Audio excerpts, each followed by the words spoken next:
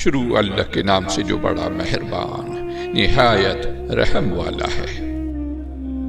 یاد کرو، اسرائیل کی اولاد سے ہم نے پختہ عہد لیا تھا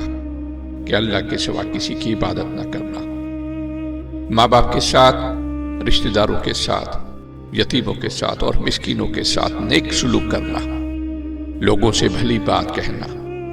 نماز قائم کرنا اور زکوٰۃ دینا، مگر تھوڑے آدمیوں کے سوا تم سب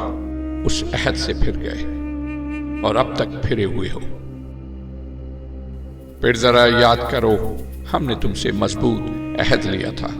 کہ آپس میں ایک دوسرے کا خون نہ بہانا اور نہ ایک دوسرے کو گھر سے بے گھر کرنا۔ تم نے اس کا اقرار کیا تھا، تم خود اس پر گواہ ہو،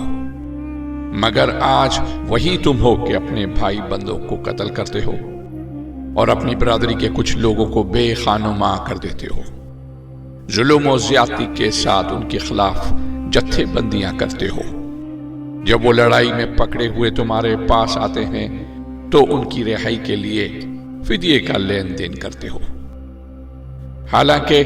انہیں ان کے گھروں سے نکالنا ہی سرے سے تم پر حرام تھا۔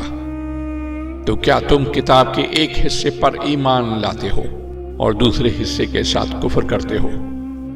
پھر تم میں سے جو لوگ ایسا کریں ان کی سزا اس کے سوا اور کیا ہے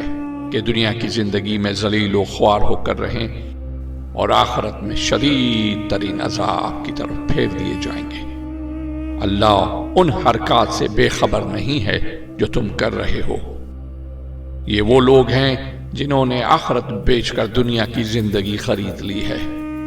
لہذا نہ ان کی سزا میں کوئی تخفیف ہوگی